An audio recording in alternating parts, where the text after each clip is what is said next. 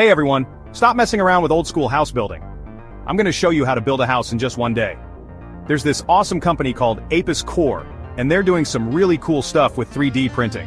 They printed a whole house, 37 square meters, in Stupino, Russia.